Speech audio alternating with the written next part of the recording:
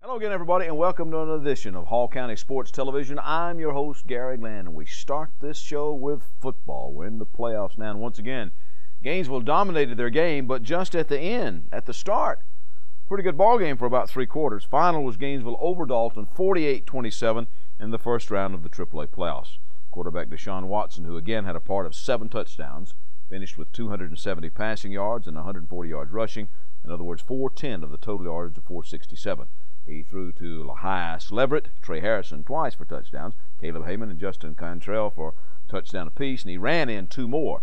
Michael Bird, 52 yards rushing for the Red Elephants. Next for the Elephants, Monroe of Albany. That will be another game at City Park. Tornadoes of Albany beat Baldwin 12-9 in the round of 32. And we welcome to the show now Coach Bruce Miller of the Gainesville Red Elephants. And Bruce, you and I talked a little bit before we turned the cameras on, and it was a challenge for you at first. I mean, they actually scored first. Yeah, they did. They scored first. We turned it over, and they got it in great field position and had about a 30-yard touchdown run. They were a good football team, Gary. They were very good, and our kids played their hearts out, and we were able to come out winning the game. But it was one of those first-round games that you really had to play hard, and you had to take care of business. Well, as we said, they scored first. Then you had to come down there and score twice to tie because you had was it a holding penalty on the first one? Yeah. So after that, and you and I talked about this last week, they were not a typical 4 seed, obviously, because of the forfeits that they'd had to have, and they were, if you take away those they should have been 8-2. Yeah. But, and be that as it may, you did survive, and so was it. I guess maybe was it good to play a strong opponent in the first round, kind of get you used to things? Well, I think so. We're gonna take it from the positive aspect. Is it was a tough ball game. We learned a lot. We had to play hard for 4 quarters, and that's the way the playoffs are going to be. And so, our kids really did a great job, and I thought our coaches did a great job with getting our kids where they needed to be. And so, you go to another round. You survive and you move on, and that's what we hope. Defensively now, you wound up holding them to 27 points, which sounds like a lot of points, but of course some of it came there toward the end, and you had to scheme them a little bit, didn't you, Coach? You and Coach Pavo. Coach Pavo, I think he threw the kitchen sink at them, trying to get them stopped. They surprised us with a couple things that they did, and we adjusted, and Coach Pavo and the defensive coaches did a great job of getting them slowed down. Our offense did a great job of putting some points on the board and putting some distance between us and them later in the fourth quarter, and but it was a complete team effort. Everybody chipped in and did their part, and that's what you're going to have to do to move on in the playoffs. One of the things that has to be a little bit bothersome to you, though, was some of those penalties that came in inopportune times. Well, here's what happens in the state playoffs. You don't use the officials that you have, so you get different associations coming in, and that's okay. But you're not used to them, and they're not used to you, and it makes a little bit of a difference. I'm not saying it makes more flags. Sometimes I've been in games where it's less flags, but it's just one of those things that happens, and then your players kind of have to adjust to how they're calling the game, and. Once we got that and got adjusted to it, we were fine.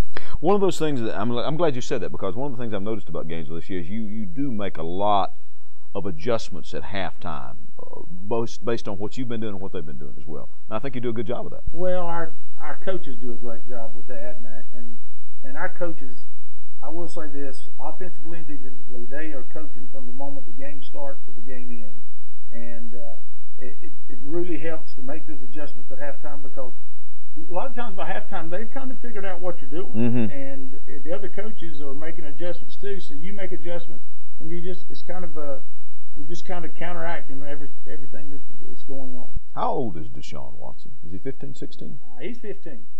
He is an amazing athlete, but particularly when you think of him being 15 years old. Amazing maturity. Oh yes. I tell people all the time he is mature beyond his years. The way he handles things, the way he handles situations, very calm, very composed, and I just hope he stays that way. And your freshman, Michael Byrd, elusive at times. He had 52 yards, and you're not really a run-oriented offense, but he can squirt through those holes. He's kind of like some of these guys that you see now in major college or the NFL. They're small, but they get the job done. Well, Mike's done a great job of stepping in at our F-back position and really doing a great job for us, and we're expecting great things out of him. Big hits on defense the other night as well, a couple of them, yeah. Well, you get to this point, that was a very physical ball game. I mean, both teams were knocking heads, and our kids said after the game, that was one of the harder-hitting teams we've played. Monroe Albany up next. You got them at City Park. What do you know about the Tornadoes? Other than what we see on film Saturday and Sunday, very little. We know they're big and they're athletic, especially defensively. Offensively, they're one of the more athletic teams that we will have played this season. All right. Come back next week, okay? I hope so. All right. Well, thank you, Bruce. Good luck to the Red Elephants. Bruce Miller, Gainesville Red Elephant head football coach. Good luck to him against Monroe of Albany on Friday night at City Park. Now, it seems that people are bigger and stronger and faster and all of that kind of stuff, and with that comes the possibility of even more injuries in the field of sports. That's the topic when we return. Finally, a real gym in town for everybody, from folks just wanting to get in shape to world-class powerlifters and bodybuilders. Iron Beast Barbell features elite trainers from MMA, strongman, general fitness and weight loss, to cross-training, sports-specific, wrestling, even professional sports massage and wellness. Iron Beast Barbell, a 12,000 square foot facility with 24/7 access and no contracts. Home of the national champion Georgia Iron Dogs and national level bodybuilder Cheryl Cook. Voted Gym of the Month by bodybuilding.com. Iron Beast Barbell, located in the Gainesville Market Center behind Arby's and Chick-fil-A, 622 Shallowford Road, Gainesville. Your one-stop spot for complete auto repair is the Auto Works shop on Sprout Springs Road. On everything from oil changes to brakes, new and used tires and tune-ups, even the big jobs like transmissions. The specialists at the Auto Works can have you up and running just like that. You talk about value. The Auto Works will not be undersold on used tires or any locally priced repair job. Ask about special discounts for students and teachers with your ID. That's the Auto Works at 6671 Spout Springs Road, just past Flowery Branch High and Spout Springs Elementary Schools. Phone 770-967-1732. There are hundreds of options when choosing apparel or promotional items at J. Geyer Advertising and the Trophy Case. We're all about quality and competitive pricing. Sports items are in stock. Look for special pricing on Letterman jackets, corporate apparel, corporate gifts, and custom embroidery. All local high schools should check out the line of spiritware and trophies. We're also offering custom screen printing available for any team sport. Be on the winning side when you choose J. Geyer Advertising and the Trophy Case, locally owned and operated at 250 Dawsonville Highway, Gainesville. Call 770-718-0062 or on the web at jgeyer.com and trophycaseltd.com. I'm Gary Glenn, and this is Hall County Sports. And before the break, I alluded to this a little bit when I talked about the athletes these days are bigger and faster and stronger, and they hit each other a whole lot harder than they used to, simply for the fact that they are bigger and faster and stronger. But we've got a concern now over that, and we see more and more injuries because of that. Although sometimes they're hitting one another like that and they're about the same size, still that kind of impact does more than what we used to call ringing your bell. And we bring to the show now Dr. Lucas Hilt to talk to us a little bit about that. Now, Lucas has got a master's degree in sports science. Yes, sir. And is a doctor of chiropractic, so he sees a lot of this kind of stuff from both sides, and played himself college football at Georgia Southern. Yes, sir. By the way, congratulations to your Eagles, Thank conference you. champions, yes, huh? It's a great feeling. It always is to be associated with a winner.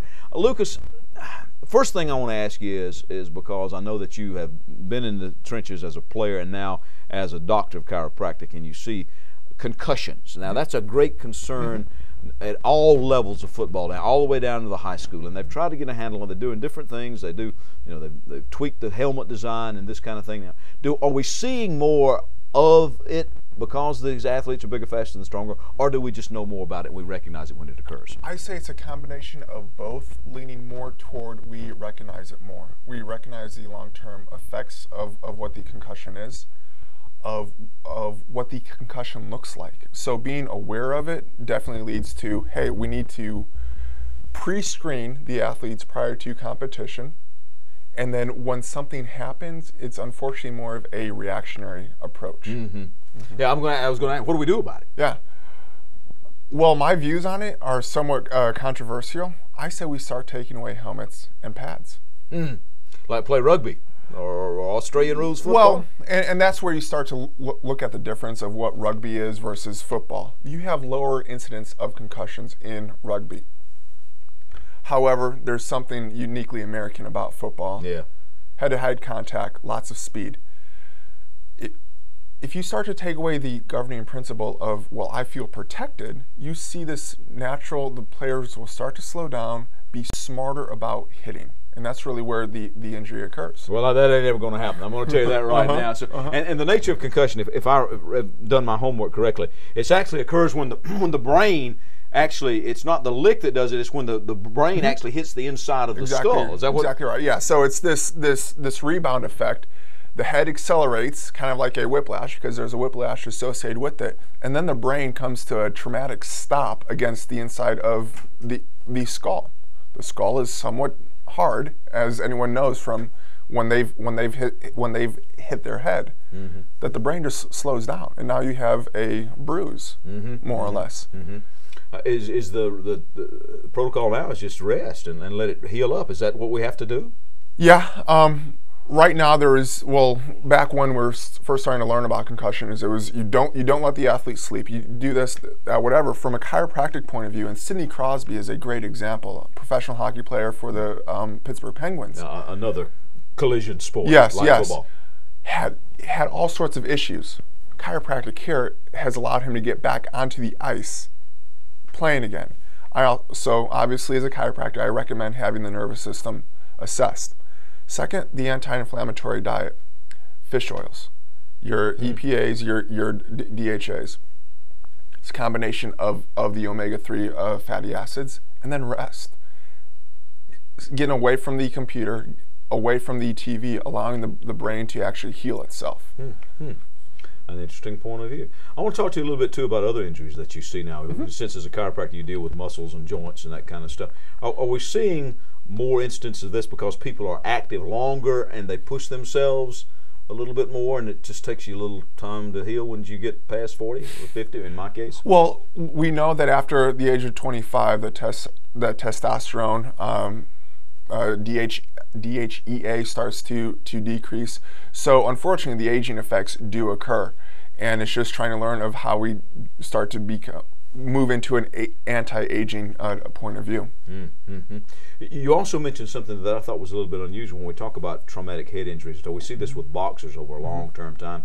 And one of the sports that you're involved in now with the Iron Beast Barbell is mixed martial arts. Yes. And for some reason, they don't have as much of an instance of head trauma. No. The primary two examples within boxing would obviously be Muhammad Ali and Evander Holyfield. Yeah. They can't carry on a conversation now. What's unique about MMA is that you still have the knockout punches, you still have the big blows, but it's such a variety of sports wrapped into one. So you have boxing, wrestling, jiu-jitsu, stuff like that. So it's not always head trauma. It's arm bars, locks, choking people out, but it's not that direct head trauma time and time again. So you're advocating a kind of not only a treatment of the injury itself, but sort of a holistic approach to athletics, Exactly. diet, exercise, a little bit. Yeah. Huh? When you start to look at sports performance, you have to encompass everything. Nervous system, how well the muscles function, and then the energy system. So pretty much how you train for sport, and then the nutritional components of it as well. Yeah. Are you pretty much headquartered over at Iron Beast now? Yeah. Oh, good for you. Yeah, thank you very much. All right. Yeah. Lucas, thanks for coming. Thank you very much. Hill, I appreciate Doctor it. of Chiropractic. Thank you. Okay. We're back with more football when Hall County Sports continues. There are moments in life that you wish would last forever. Dreams that really do come true. Treasures worth protecting. And a future to prepare for. Turner Wood & Smith is with you every step of the way. Established in the Gainesville area in 1905. Turner Wood & Smith has become Northeast Georgia's largest independent insurance agency by offering professional service at competitive prices. Turner Wood & Smith, ensuring your future since 1905.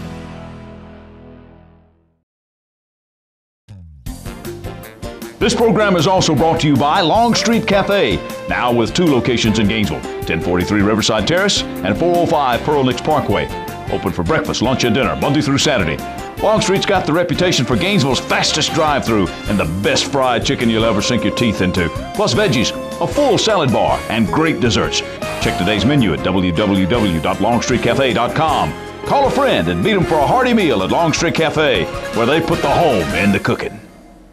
Proper maintenance is vital to the life of your car. Let the experts at Mountain View Auto Repair take care of all your vehicle needs. Owner Danny Hammock has over 50 years of experience in the automotive business and has earned a reputation of being honest and fair with his customers. We try to treat everybody like I want to be treated. You know, that works out pretty good, and try to keep our price as low as possible to keep people coming in and give them a good price for their money. We do whatever turns up on a car, any kind of work, any kind of car, just it don't really matter. We do it all. People say, when are you going to quit and retire? I said, probably never. You know, as long as the Lord let me work, I'll probably be here working.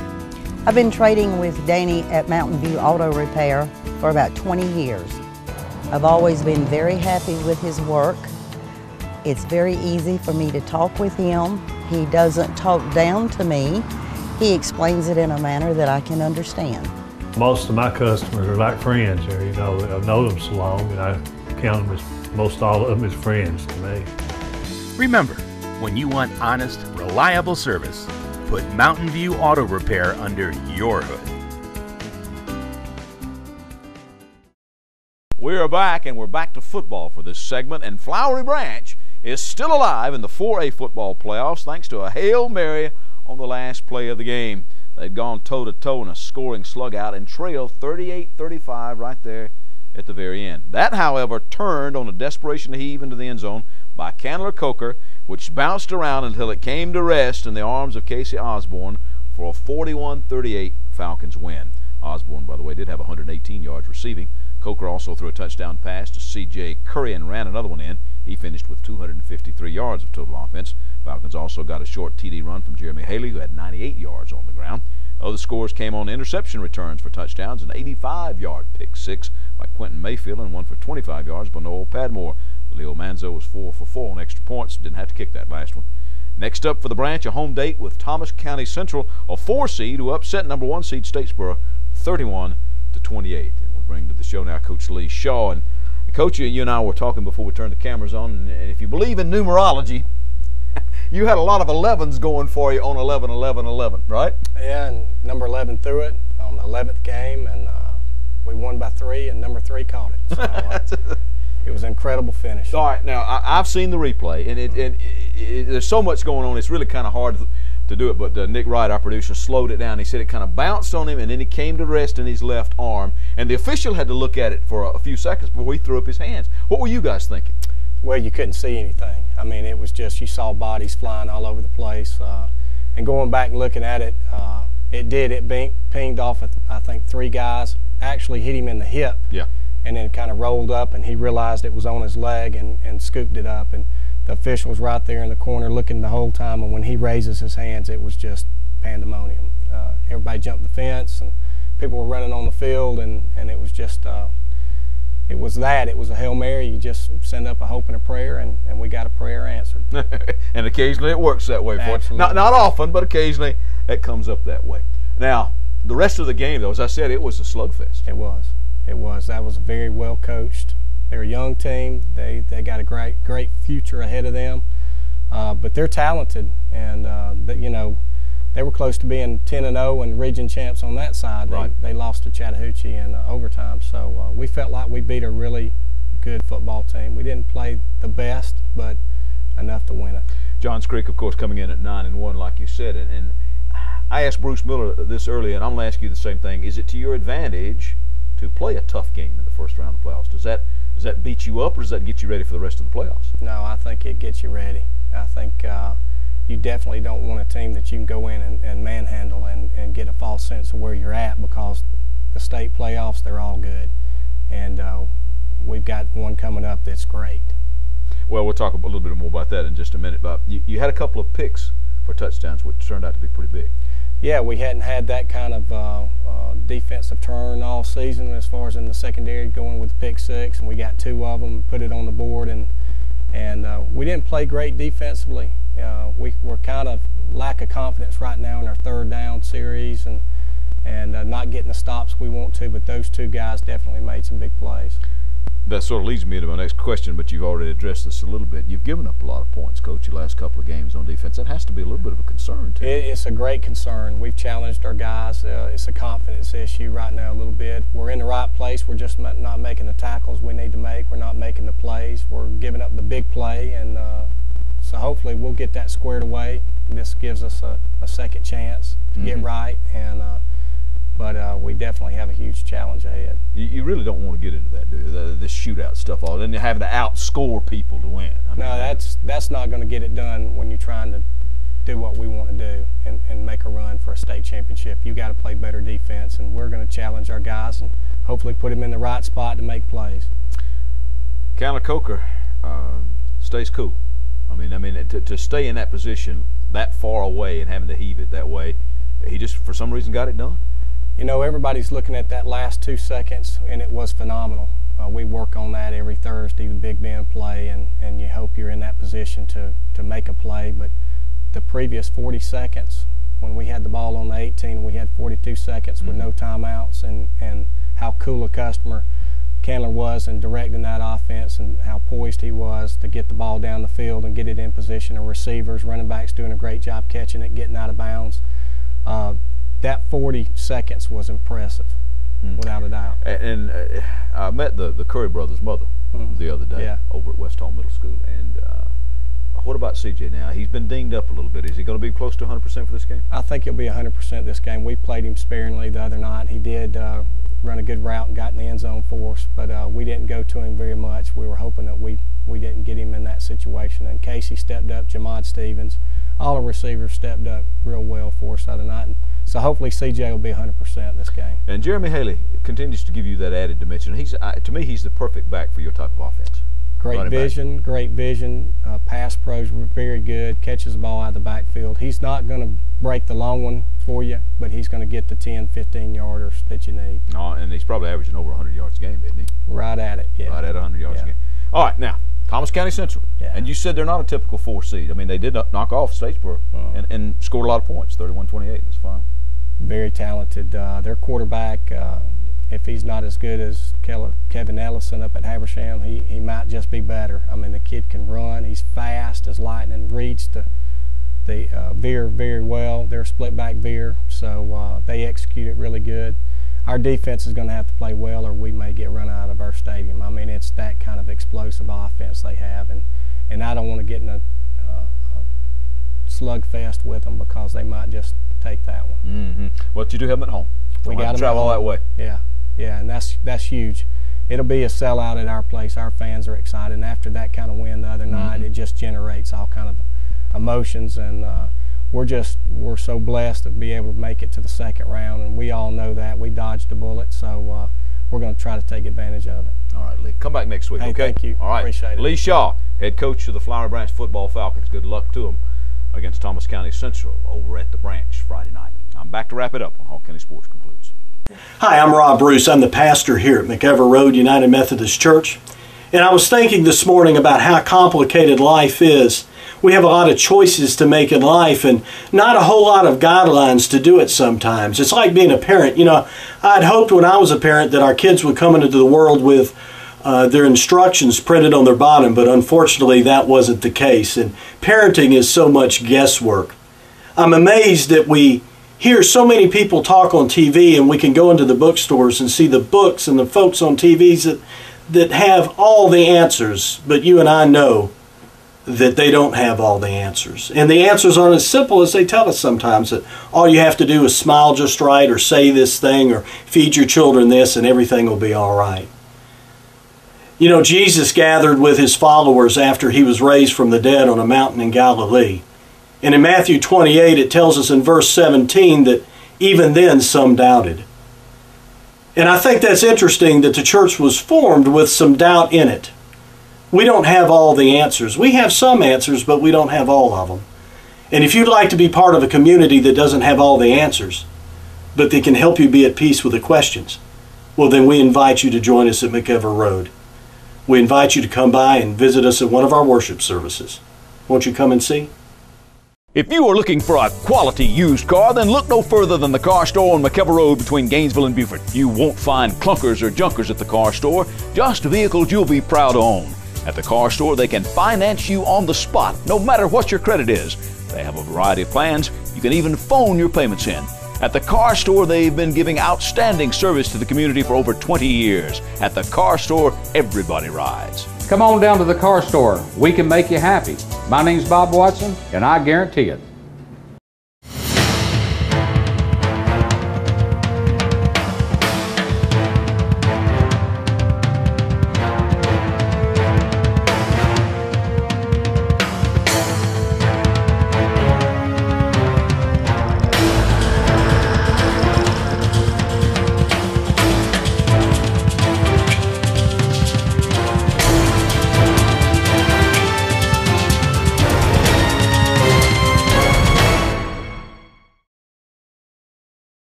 Hall County Sports is brought to you in part by Green Ford on Browns Bridge Road in Gainesville. Check out the latest deals. And remember, when you go Green Ford.